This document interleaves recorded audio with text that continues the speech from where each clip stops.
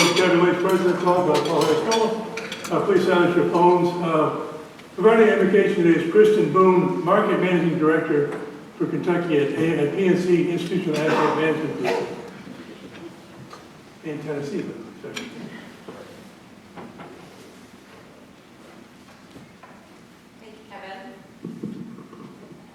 Thank you, Kevin. President Kevin, I was thinking about the invocation and how we're entering into summer months, and so this is a summer blessing for families. May we make our homes places of relaxation, joy, love, peace, and safety. May we be generous and considerate, not thinking only of ourselves, but helping others enjoy the blessings of the summertime. Lord God, creator of all things, guide our steps and strengthen our hearts during these months of summer and vacation days. Grant us refreshment of mind and body. May we constantly strive to make a meaningful difference in the lives of our loved ones and the world around us as we enjoy the warm days of summertime. Thanks, Kristen. In leading up with the pledge and four-way test is Alice Bridges. She's principal at AOB Consulting, LLC, Rotary of the Year, Paul Harris Fellow Plus 6, and one of the best starter presidents we've ever had. Thank you, President Kevin. Please join me in the pledge. I pledge allegiance to the flag of the United States of America and to the republic for which it stands, one nation, under God, indivisible, with liberty and justice for all. And now for the four-way test. Is it true? Is it fair to all concerned? Will it build goodwill and better friendships? Will it be beneficial to all concerned? Thanks, Alice. Now it's time for guests. Rotarians, introduce your guests from this mic here, and guests, if your name is Paul, just standing at the table. And introduce your guests with their name, title, and organization. President Kevin, I've got Nick Phelps, who heads up Fifth Third Wealth Management from Kentucky. I got Eileen Watkins, Director in our Asset-Based Lending Group, and Scarlett Shine, who is a commercial banking officer in the little team.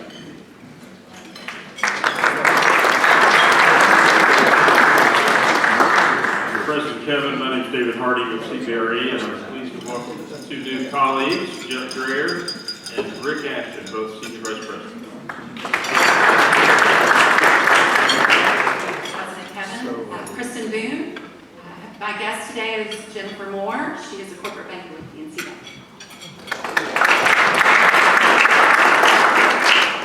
President Kevin, my name is Courtney Evans with Jewish Family and Career Services, and my guest today is Gotham Lane with Fortnum. He is a senior robotics and AI engineering manager. President Kevin, my name is Ken Grossman. My guest today is Sam Whiting. Sam is actually a former D1 basketball player, but now his career is now he's a financial advisor at UBS Financial Services.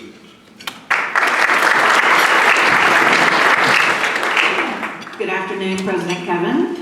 My guest today is Suzanne Ramsey. She is my very best friend, so you guys give her a huge round of applause. She's also a software engineer and founder and vice president of Generative Consulting. It's my pleasure to introduce you to you, Barry Dunn. He is the president of CoServe Charity, CoServe for Kids, and he does an amazing job at being a safety net for the entire community. You would not believe what he does. So give him a round of applause. Okay, a little update on the spring flame. I don't know, some of you know, some of you may not know, and some of you are in doubt. I had major storm damage at my house. About $15,000 in just yard work. But it looks like they're going to have it all cleaned up, and anyway, so it's a go. So if you want to have a good time, you get all you enjoy. You get my house, which is unique, art, unique, gardening is unique. Took a big hit, but it's still going. So come, sign up, only $30, and you just entertain It has everything. So, it's a bargain.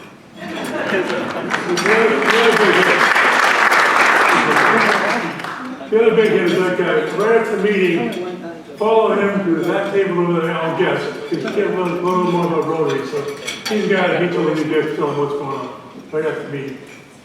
All right, and Jillian Taylor, Executive Director. It's my pleasure to introduce our guest today, Carolyn Tandy, who's Senior Vice President of Diversity, Equity, and Inclusion at Humana, and she just happens to be our speaker next week.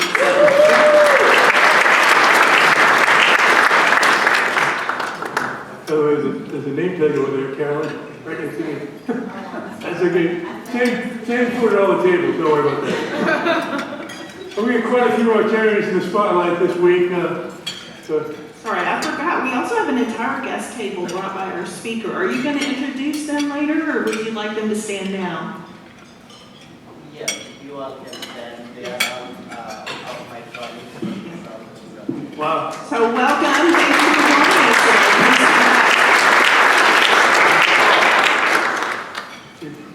Okay, so we have quite a few Rotarians in the spotlight this week. Congratulations to Dave, Christopher, and Deb on the recent 10-year anniversary celebration and groundbreaking ceremony for the new Rushville Station Technology Center. This milestone represents a significant step towards building a path of financial equity for the Black and brown communities. Dr. Swanee Jett, if you've seen this program on TV, it's great, has won a Telly Award in the silver category for his CEO Live Talks show, for which he serves as executive producer and host. Over 12,000 entries are received globally from 6 continents, I guess they missed Antarctica, and all 50 states for the Telly Awards, which honor excellence in video and television across all screens. Nation Review made news recently announcing the 4th annual Millionaire Marketplace, a Juneteenth celebration. It's also Ancestors Green. It's an event to be held from 3 o'clock till 10 o'clock on Saturday, June 15th at 4th Street Live. So attend if you can. Come out and shop for some of your gifts from entrepreneurs. Congratulations to 2024 Best Places to Work in Greater Louisville that are represented in our club. Gilda's Club, the Glenview Trust Company, Greater Louisville Inc., Independence Bank, Louisville Public Media, and Miranda Construction. And congratulations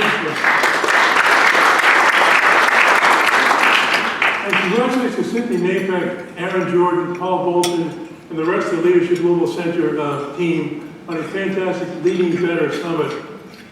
Numerous other Rotarians were in attendance and spotlight at this event. I'd like to welcome to the podium Amy Liddell, President and CEO of Google Industries of Kentucky, Chair of the Rotary Foundation Committee, and a major donor, to recognize Paul Harris Fellow.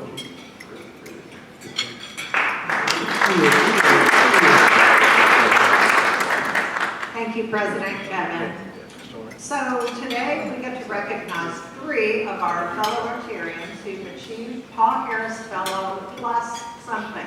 So if you don't know what Paul Harris Fellow is, if you're kind of new to the club or you're sort of confused about that, it's the recognition that we give to thank people who've given at least $1,000 to the Rotary Foundation. And the Rotary Foundation is the foundation arm for Rotary International.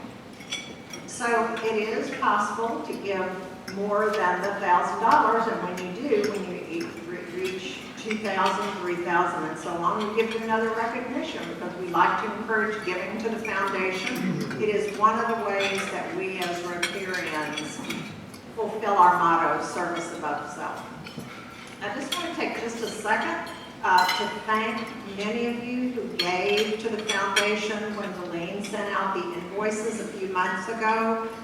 We didn't exactly have a stellar giving year last year, and we were trying to do some things to improve that this year, and I'm happy to tell you that it's really more than double with a month to go what it was last year. So thank you so much, and again, we did not do that to make you feel like it wasn't a gift, but to make it easier on you. So if you haven't given yet this Rotary year, July to June, or you're not sure where you are in achieving Paul Harris Fellow or your next level, you can certainly ask me and I can tell you that. Either I or Deline or Mike Poole are always very happy to do whatever we can to give you information and make it easier for you to give, because we know that inconvenience is our enemy. So we're happy to do that. So, and I know also many people think, well, I want to give locally. So you can still do that and give to the foundation. Many of the foundation's projects are international. We have a good number of our fellow Rotarians who are involved directly with those projects. So they can tell us that that money is well used and what those projects are accomplishing. But they also stay here. Many of those funds stay here in the States, and some of it comes back locally in the form of matching grants that we apply for. So you can really do all three by giving to the foundation. And I just want to encourage everybody to do that every year if you would. So at this time, I really want to ask everybody who has achieved Paul Harris Fellow recognition to stand up, and please remain standing while we recognize 3 people.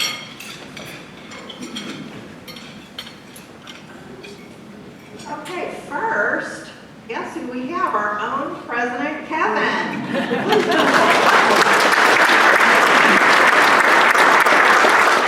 So President Kevin has achieved a Paul Harris +4. So Kevin, we really appreciate that generosity. Thank you very much. Then we have Ginger Wallace, who is a +2.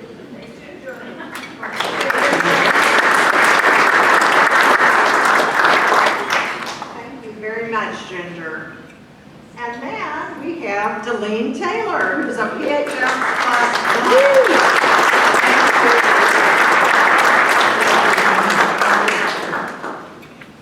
And then I just have one final pitch. Oh, go ahead and take a picture. Yeah. Want to get in there, maybe? Okay.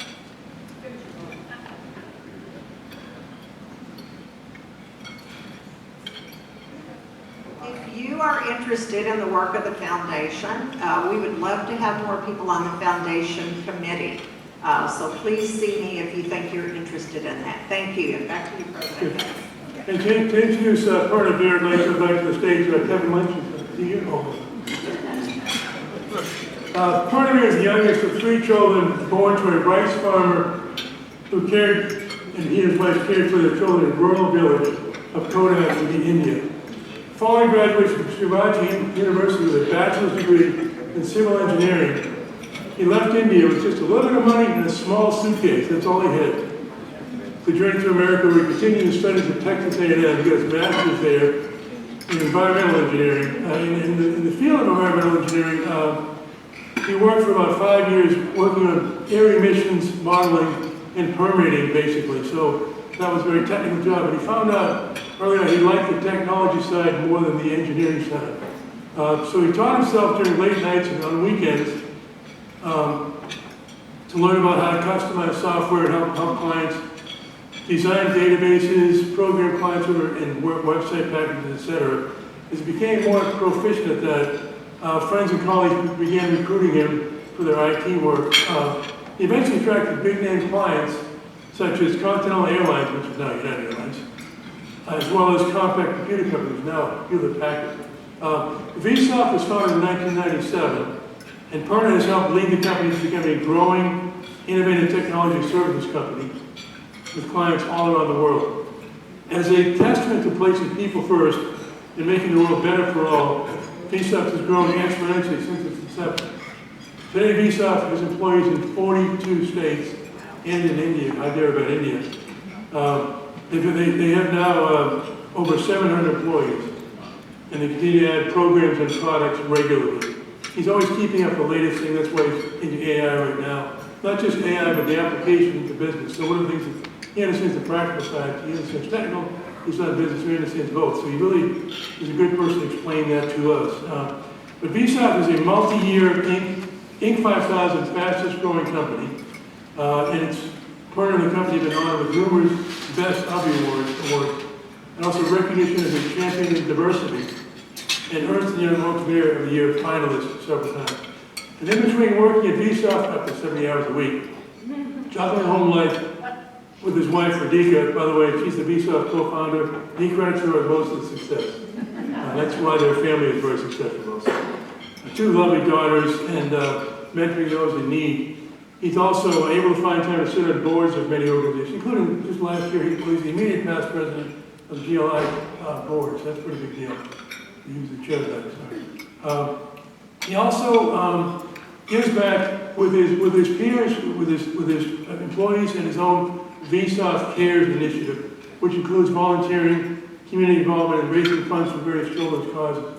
Several of you may have played golf at Golf Holland, one of his charity events with VSOF Cares. Actually, one other time, he brought at his restaurant the #1, the GOAT, the best player in the history of the cricket, for a fundraiser. I forget the guy's name right now. Yeah. But you hang around with this guy and you see some amazing stuff. But also, I went to the grand opening back in October of last year. And, we've all been to many of those ribbon cuttings. And, usually somebody, one of several ambassadors from GLI shows up. Maybe once in a while somebody from the mayor's office will show up. But this one, you had, the mayor was there, okay. The CEO of GLI was a member of our company. GLI was there, CEO of GLI was there. And the governor was there, and also the president of Metro Council. So you talk about, it's a trifecta, you add in the president of the council, but you don't normally get any one of them, but they all realize what his impact is hitting the community. He's a great business person, but just a great person, generally. And they recognize that, they gave a lot of comments of passion, and we say they think the world of the guy, of who he is, but also what he's done. Thanks, Gordon.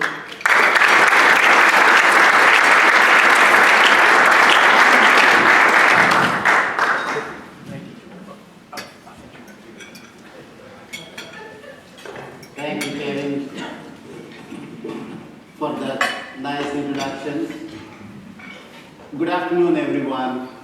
Hello. It's so exciting to see you all and be with you today.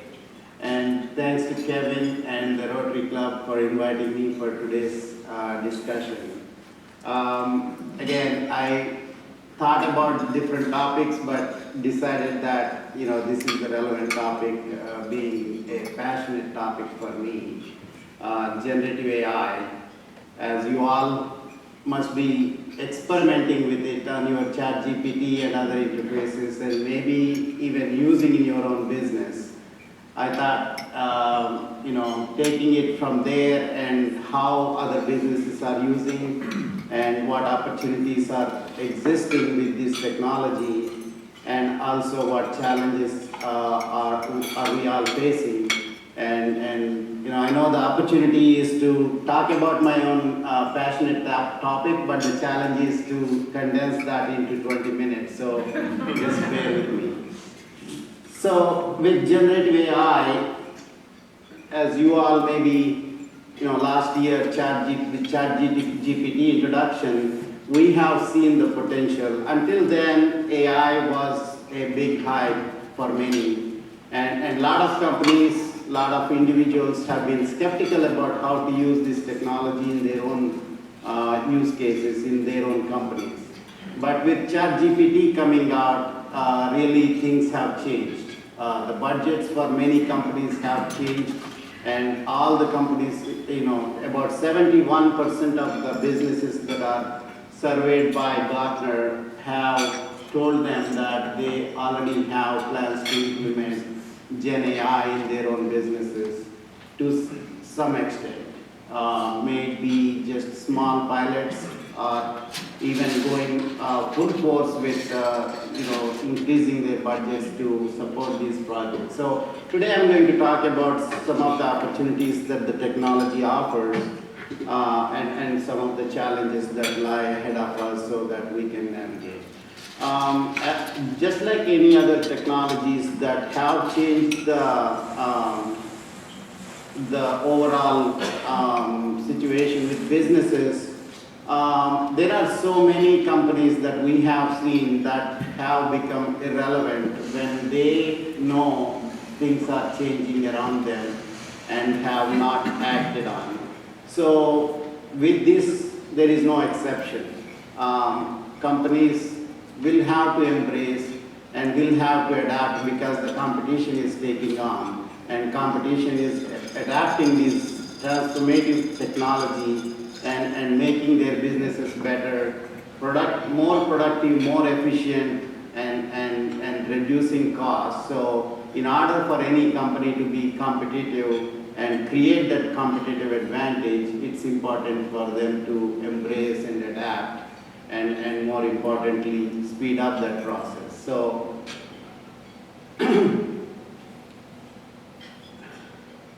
that is the Gartner survey that has surveyed a lot of leaders from businesses, enterprise businesses, and found that about 71% of business leaders said actual force of implementing Gen AI is coming from the top, not from the functional leaders like HR and marketing and things of that nature. So the board of directors are asking the company CEOs, what are we doing? How are we going to adapt and implement, incorporate into our operations Gen AI? So it is no longer a hype, it is a reality. We need to embrace and we need to start implementing. So with that said, some of the opportunities that we see that some businesses are incorporating into their own operations, a lot of it is around productivity enhancements and actually bringing efficiencies in their operations. So you may have seen some of the blog posts on social media and some of the marketing content that is coming out is created by ChatGPT and some of the other tools that each business is incorporating into their operations. So content creation and optimization is the most favorable, and actually seeing a lot of traction around with use cases in a lot of companies.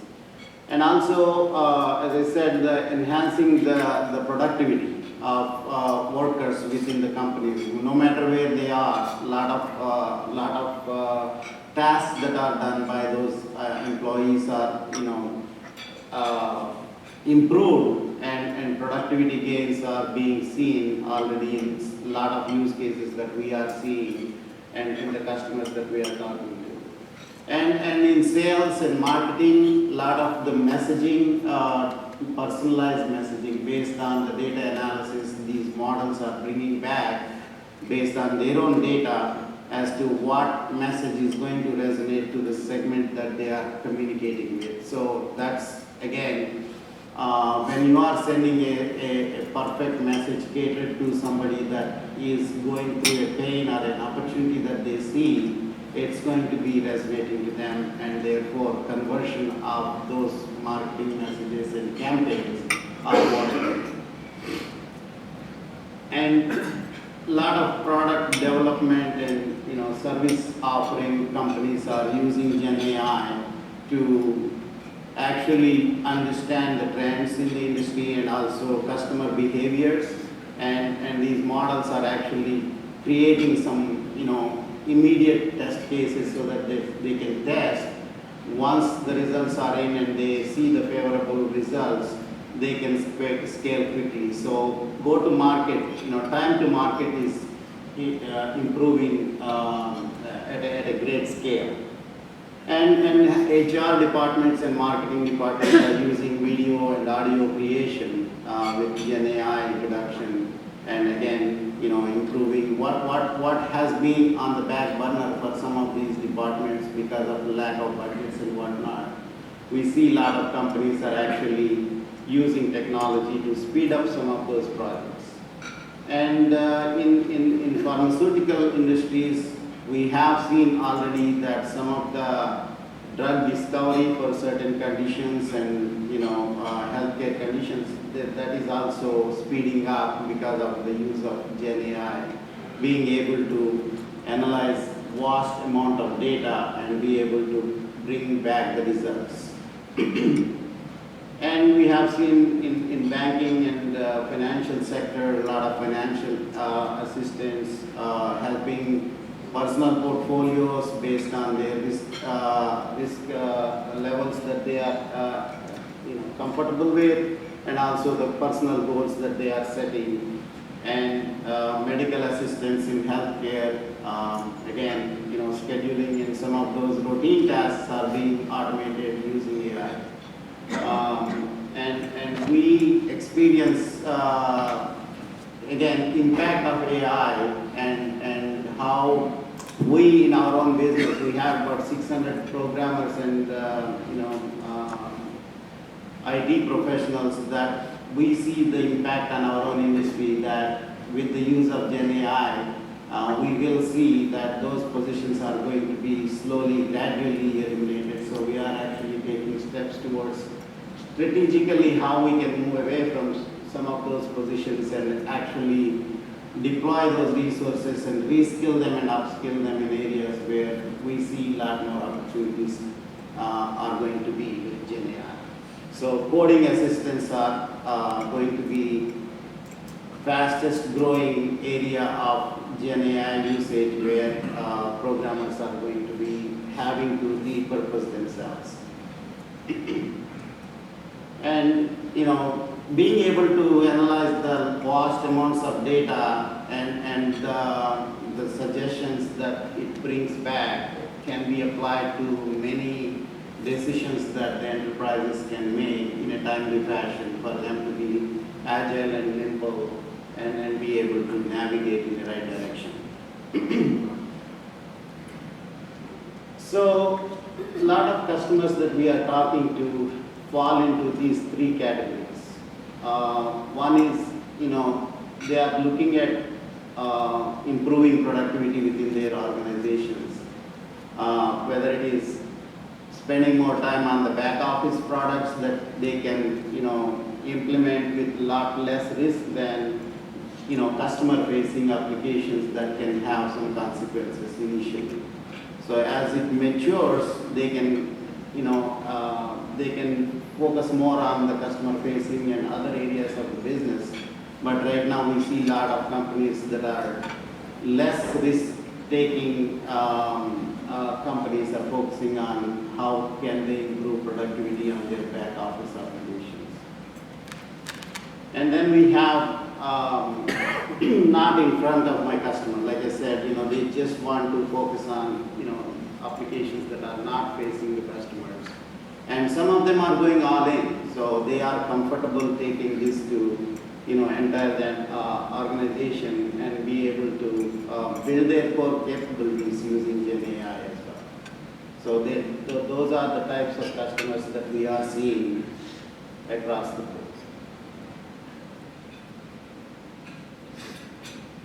So these are some of the real world case studies, some of what we have already discussed, but more function specific. Again, marketing, content generation, and optimization is one area, and sales, content creation, and customer support area where a lot of chatbots and virtual assistants are helping to alleviate some of the backlogs and actually be able to provide relevant information based on the data from the company data sets. And video content and voice content and a lot of fraud detection areas where they are using Gen AI. And there are industry-specific applications, as just mentioned, pharmaceutical and healthcare and manufacturing, a lot of applications are coming in. We have a whole list of use cases by industry that we are seeing that companies are piloting at a small scale, and then a lot of efforts are going into that.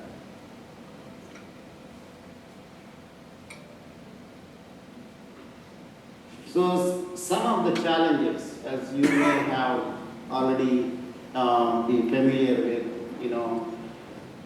we are only seeing these applications in the public domain where the data is only 10% of the entire data, whereas 90% of the data is sitting behind the firewalls of businesses. We are only seeing small projects right now, but entire implementation within the private domain and using that 90% data is something that is coming up in the next few years.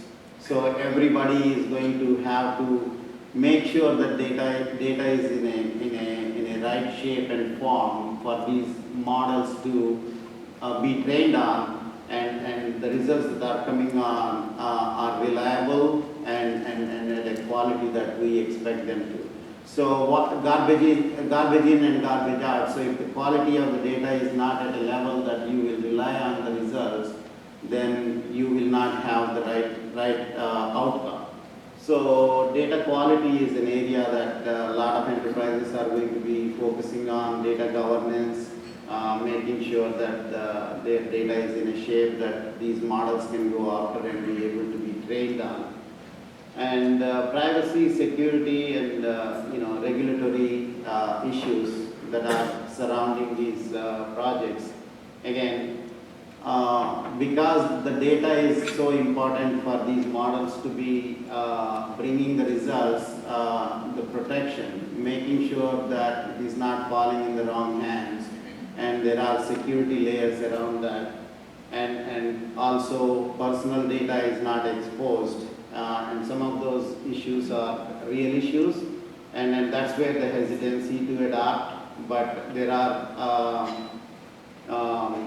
ways to overcome these challenges and be able to watch the regulations in each state and at different levels of the governance body and be able to navigate those paths. And right now there is not much of a regulatory clarity because all those regulations usually come from when the problems are there and to control those. So we see that there is a lot of efforts going into that. And ethical guidelines and having it business level and making sure that societal issues are addressed at at a level that the businesses are going to embrace usage of AI. We see a lot of those concerns still exist, and companies are trying to navigate through that. And talent and skills, as I just mentioned, we are going to be personally impacted. Our own business is going to be impacted, and similarly, a lot of businesses have to look at how this technology is going to impact their own business, and how do they reskill and upskill areas where, if we are trying to implement AI in call centers, how do we reskill those call center employees so that they can be repurposed and things like that. And this is not just a business issue, but this is countries are facing where there's a lot of concentration of contact center business like Latin America, and those countries are still really looking at how do they address this issue and how do they reskill their population. So something that every business have to think about.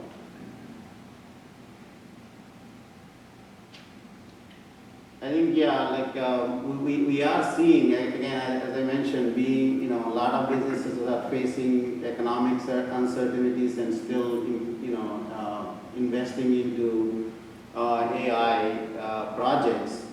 But, again, having to spend that money in a use case or a project that is going to bring immediate value is something that everybody has to focus on. So value and cost, what we are spending from the budget that is very tight right now, and how can we see the results immediately and be able to, justify that cost.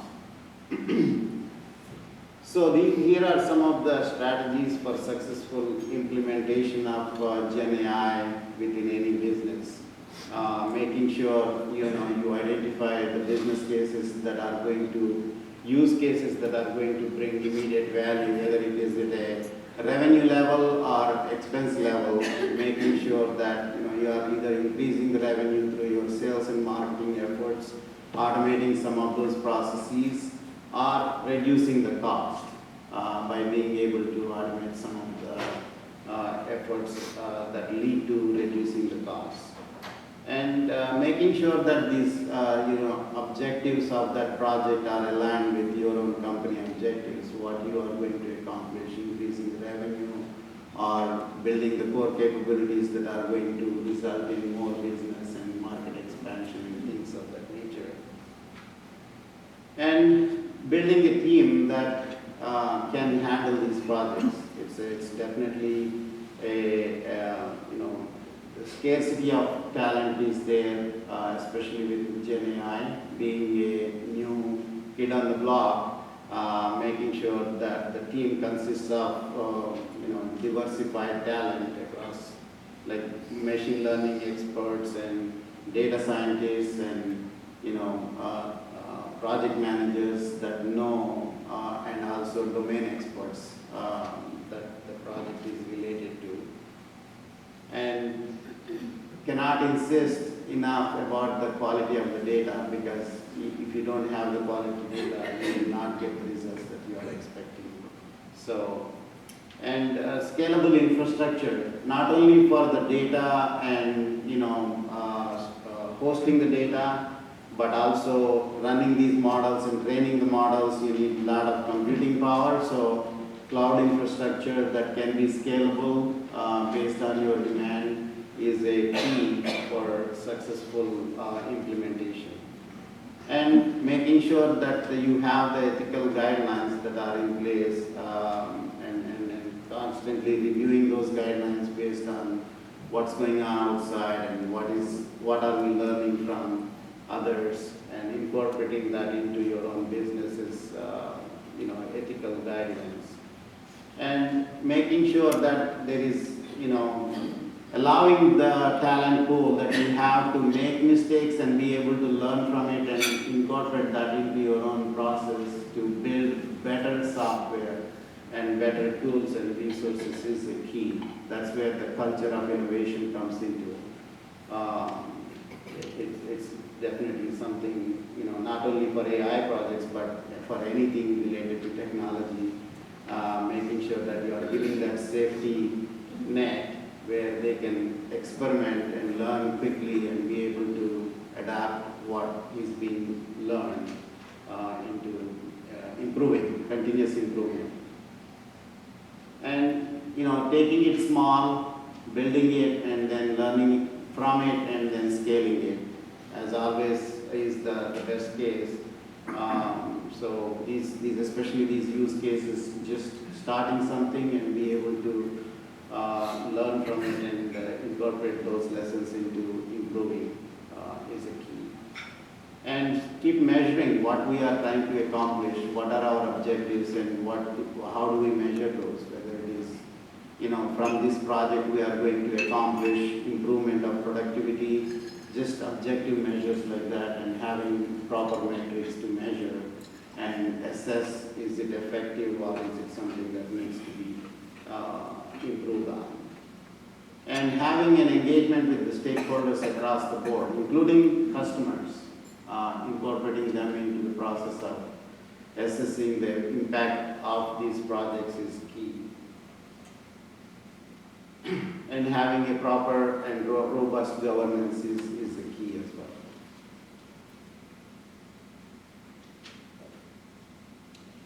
Couple of future trends that we are seeing. Again, large language models are what ChatGPT is based on, and this is something that is very expensive for businesses to develop their own. That's why a lot of companies are using outside LLMs to piggyback on and develop their applications. But we are seeing a lot of companies using like small language models where the footprint is smaller, and also you can have a control over what can be changed to improve.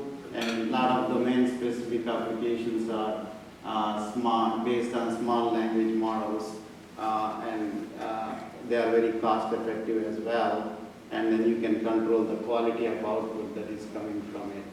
And we are also seeing AI agents that you will be seeing a lot more of them, where right now you have ChatGPT, you enter some prompt and then it will give the output, and then anything else you need from that, you need to continue to feed the interface with what you want it to be done. But AI agents are agents that are going to be autonomous. So you want to accomplish a project, you have to provide all the initial inputs, and then they will make the decisions at each step that is needed to be made, so that there is no manual intervention. Here is just an example of producing a research topic, and it just goes through the steps and makes its own decisions based on the data that it is feeding on, and be able to take several steps and produce the outcome that is intended. So we are seeing a lot of applications where, for example, creating a marketing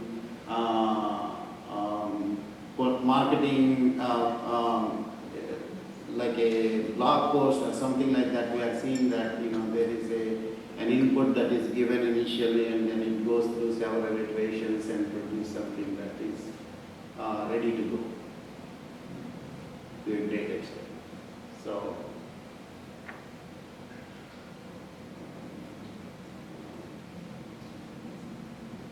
Now I will entertain any questions.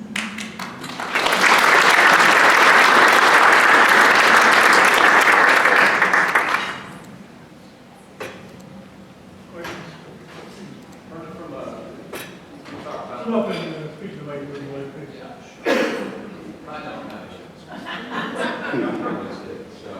Yeah, and to your point, Purna is a real treasure in this community, so great to listen to you today. The pipeline of people, right, the talent, would love just a little bit more on how, there's obviously a need. The need's going to continue to grow. Is there incentives? How is the government acting, universities, the private space, just the development of talent? Love to hear. Yeah, again, I've been to Peru recently about a month ago, and this is something that I heard, that the initiatives are coming from the government to produce the future talent. Again, who do we have, what they are doing, and what jobs are going to be eliminated, or are we able to use the same skills to upskill them and be able to use them on what jobs are going to be created from AI.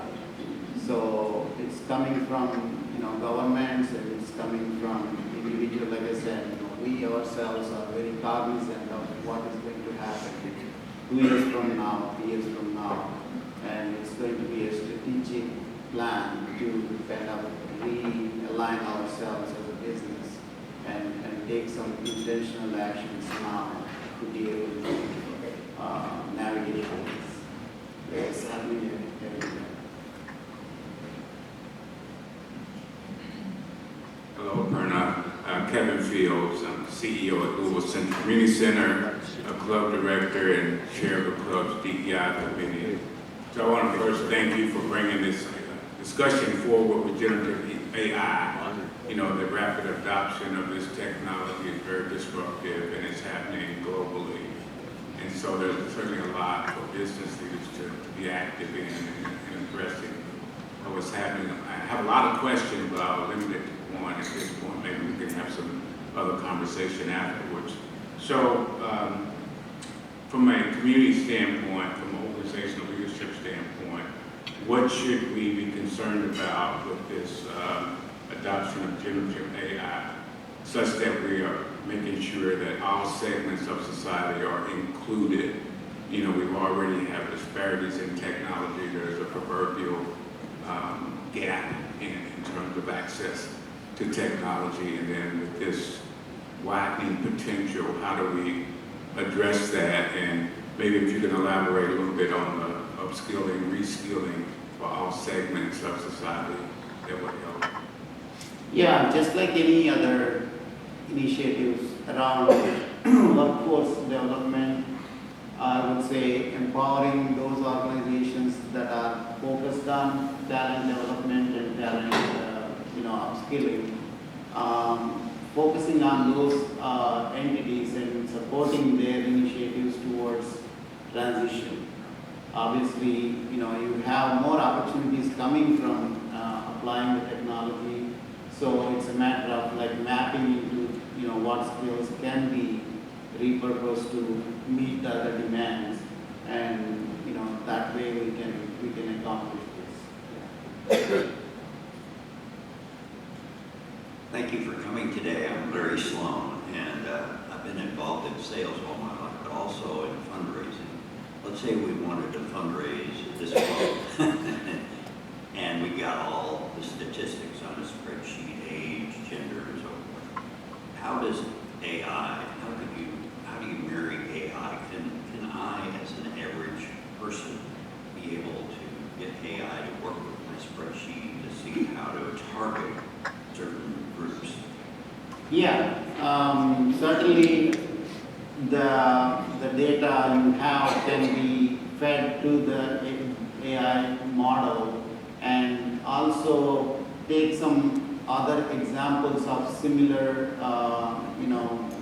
nonprofits or anything related to where there are successes. So the model, the benefit of the model is it will compare with any other, cities or any other communities where similar fundraising activities have happened that you may have some information about, and be able to create campaigns that are specific to the segment that you are targeting.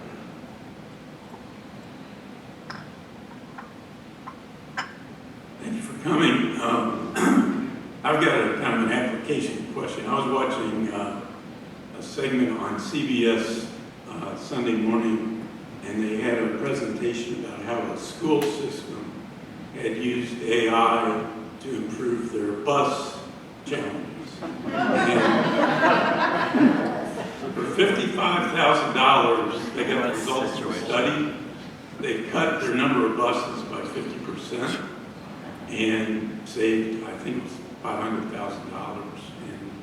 And, obviously it's a big problem all over the country. I wonder what your thoughts are on that.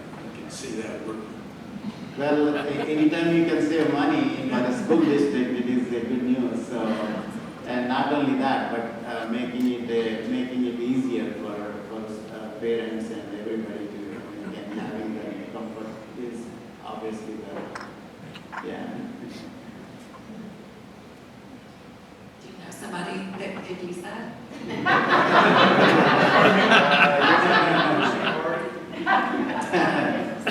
So, my question is around us as business leaders.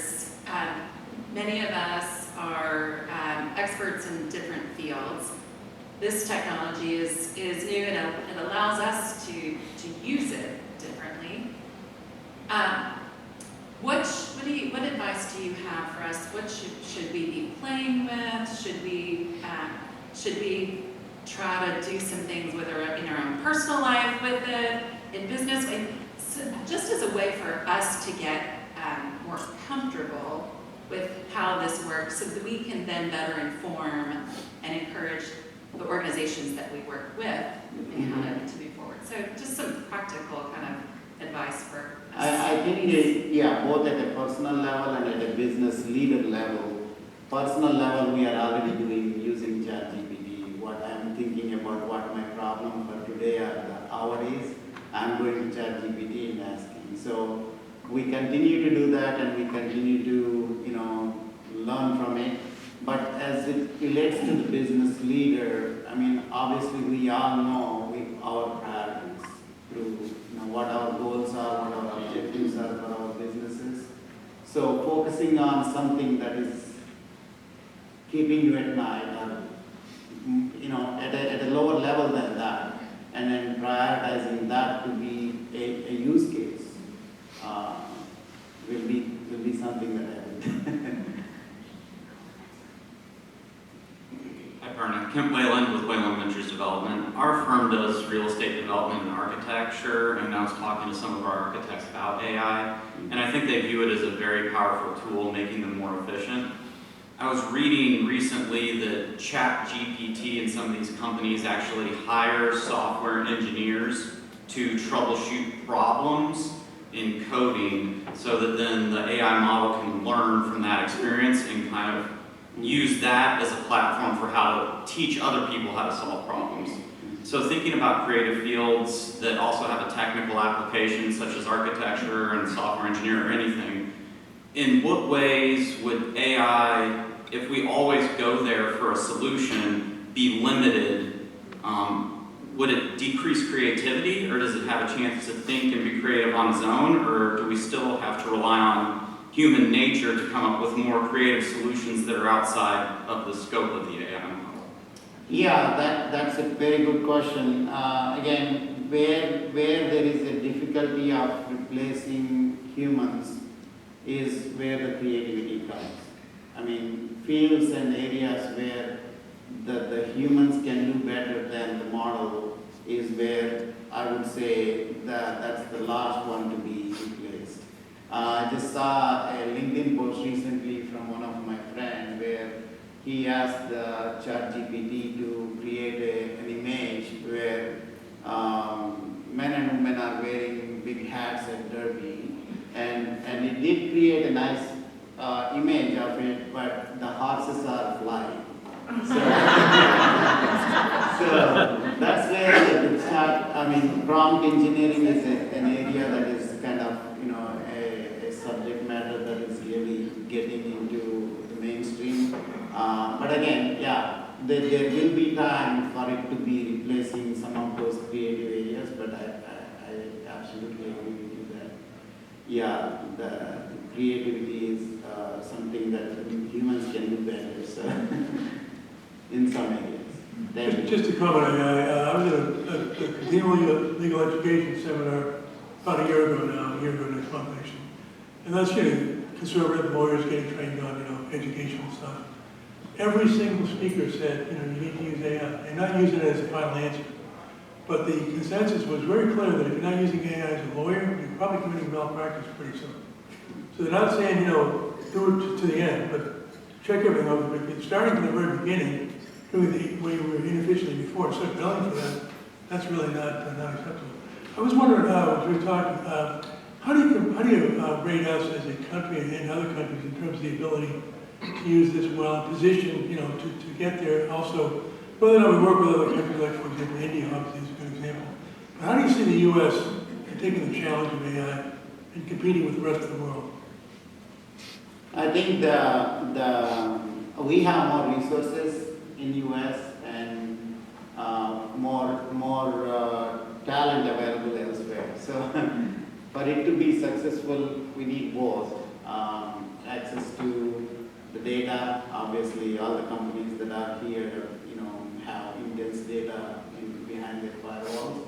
So for you to be able to use your talent, you need access to data to experiment on and models to be fed on. So certainly a marriage between both is what I would say a successful formula.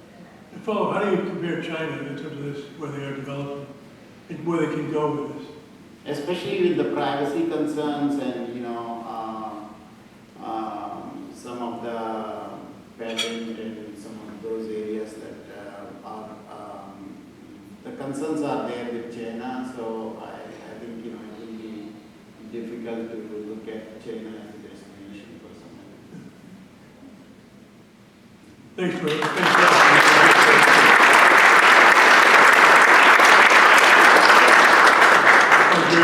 Very well done. Next week's speaker happens to be sitting over there, Carolyn Tandy, the Senior VP of Diversity, Equity, and Inclusion at Humana. Let's just stay up for just a second. These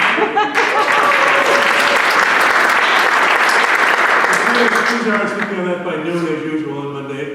And also the guests who are here today, go over that table if you could want to learn a little more about it from the man in the pink over there. Thanks a lot. Ladies and gentlemen.